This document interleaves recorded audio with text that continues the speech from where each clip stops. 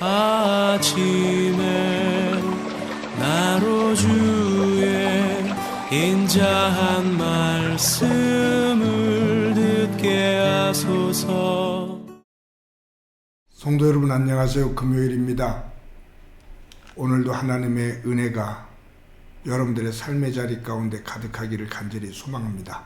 말씀 한 국 봅니다. 누가복음 22장 14절부터 23절까지의 말씀을 봉독해 드립니다. 때가 이름에 예수께서 사도들과 함께 앉으사 이르시되 내가 고난을 받기 전에 너희와 함께 이 유월절 먹기를 원하였노라. 내가 너에게 이르노니 이 유월절이 하나님의 나라에서 이루어지기까지 다시 먹지 아니하리라 하시고 이에 잔을 받으사 감사기도 하시고 이르시되 이것을 갖다가 너희끼리 나누라. 내가 너에게 이르노니 내가 이제부터 하나님의 나라가 임할 때까지 포도나무에서 난 것을 다시 마시지 아니하리라 하시고 또 떡을 가져 감사기도 하시고 떼어 그들에게 주시며 이르시되 이것은 너희를 위하여 주는 내 몸이라. 너희가 이를 행하여 나를 기념하라 하시고 저녁 먹은 후에 잔도 그와 같이 하여 이르시되 이 잔은 내 피로 세우는 새 언약이니 곧 너희를 위하여 붓는 것이라. 그러나 보라 나를 파는 자의 손이 나와 함께 상위에 있도다. 인자는 이미 작정된 대로 가거니와 그를 파는 그 사람에게는 화가 있으리로다 하시니 그들이 서로 묻되 우리 중에서 이 일을 행할 자가 누구일까 하더라. 아멘.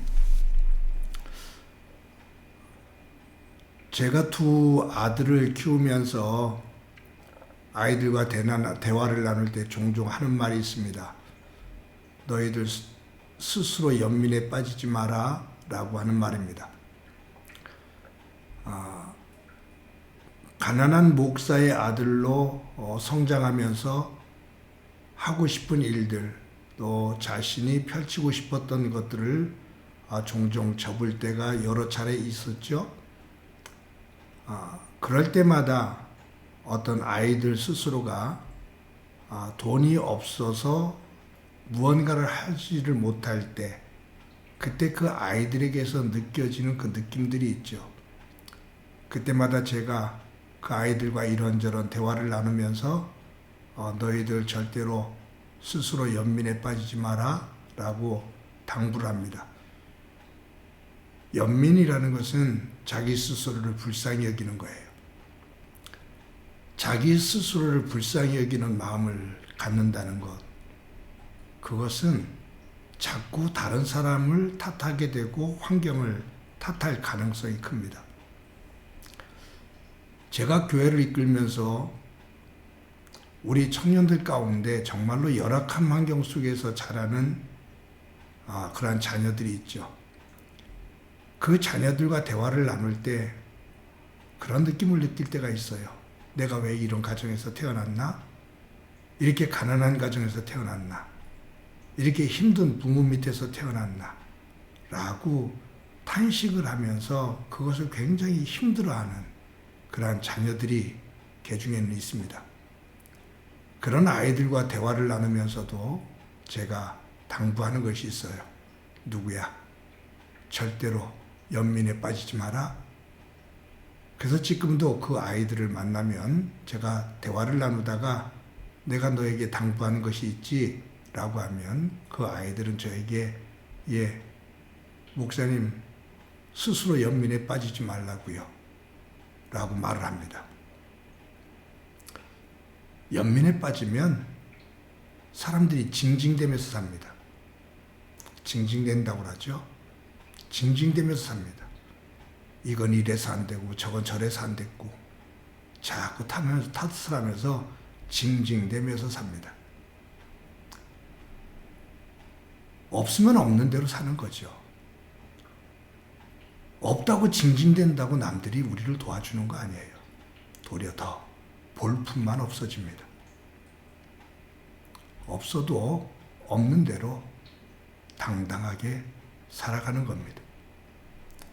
하나님께서 세워주신 그 자리에서 있으면 있는 대로 없으면 없는 대로 살아가는 거죠. 없어도 힘 있는 것처럼 자꾸 부풀릴 것도 없고요. 없다고 기가 죽어서 징징거리면서 살 것도 없고요.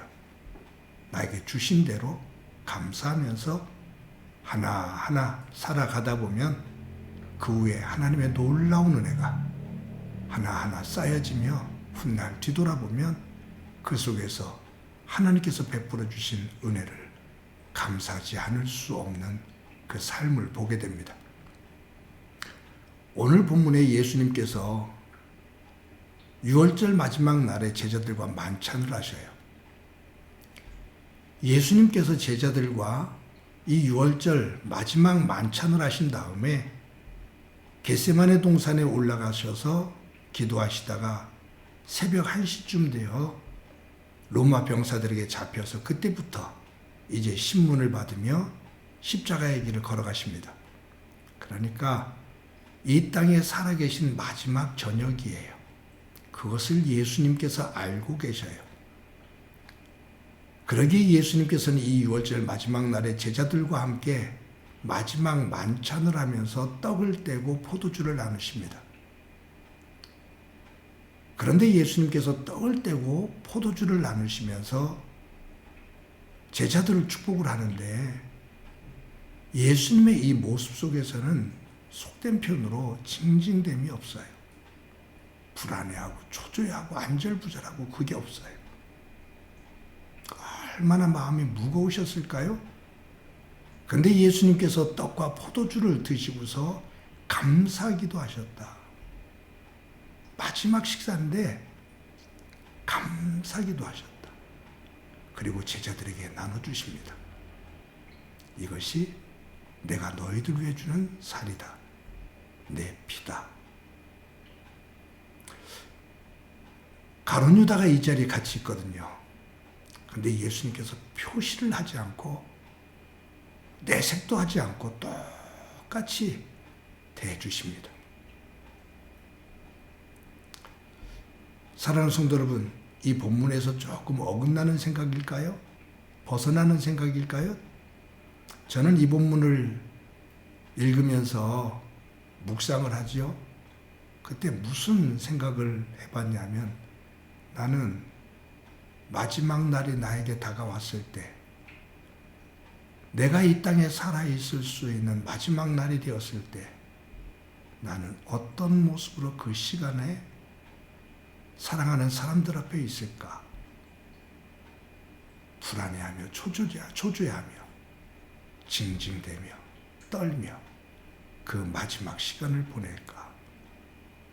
아니면 예수님처럼 감사기도 하며 함께 있는 이들을 위로하며 고맙다고 함께 있어서 좋았다고 사랑한다고 힘내서 잘 살아야 된다고 격려하며 그 마지막 순간을 믿음 안에서 담담하게 감사한 마음으로 맞이할 수 있을까? 나는 어떤 모습일까? 생각해 보았습니다. 제자들은 예수님의 죽음을 조금도 몰라요. 그렇게 말씀하셨는데도 깨닫지를 못해요. 왜냐하면 이제 다 내일 보겠습니다만 제자들은 서로 누가 더 높아지느냐의 문제를 가지고 다투거든요. 그런 제자들 앞에서 예수님 조금도 흔들리지 않고 서운해하지 않고 담담하게 마지막 만찬을 나누십니다. 사랑하는 성도 여러분, 이 땅에 사는 동안 매 순간마다 징징대지 않고 감사하면서 살아갈 수 있는 저와 여러분이 되어지기를 소망합니다. 그러다가 마지막 날이 우리에게 다가올 때 그 순간 예수님처럼 담대한 마음으로 감사하기도 하며 그 마지막 날을 맞이해 하나님 앞에 영광이 되어지고 남아있는 이들에게 믿음의 힘이 무엇인지를 믿음의 소망과 믿음의 사랑이 무엇인지를 조금이라도 보이며 마지막을 맞이할 수 있는 저와 여러분이 되어지기를 그러한 믿음이 있기를 간절히 소망합니다. 한번 기도합니다. 하나님, 예수님께서 죽음을 앞둔 바로 직전 제자들과 함께 마지막 만찬을 하시며 감사 기도하는 모습을 봅니다.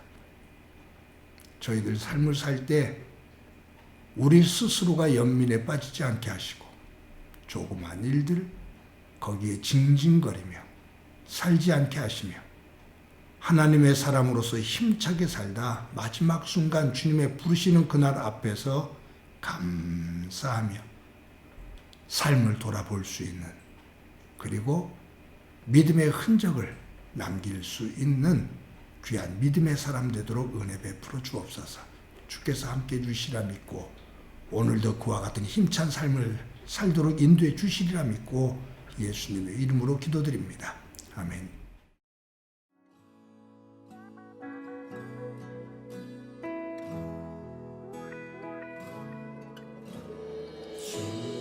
앞에 엎드려 경배합니다.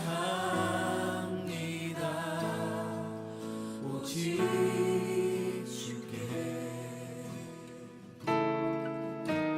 주 경배합니다. 다른 신 아닌 오직 주께. 한 번 더 간절하게 주 앞에 엎드려 주 앞에 엎드려 경배합니다. 오직 주께 주